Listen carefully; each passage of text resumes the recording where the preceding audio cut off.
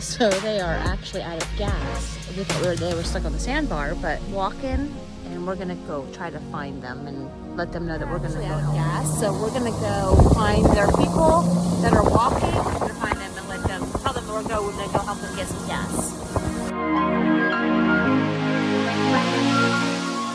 In the midst of all that is about as dark as it can possibly be. We got the boat in a reasonably good place. You got the gas can? I got a pee. If I could tell you all of the situations that we have been in, you wouldn't feel comfortable being in here with us. Days. We don't like to have too many days without having a Jeep in our life. The Pier 51.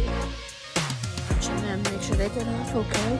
And 4.5 gallons, we have a 5-gallon gas can, but we needed a half-gallon in our Jeep because our Jeep are the people. So just watching them to make sure they get off.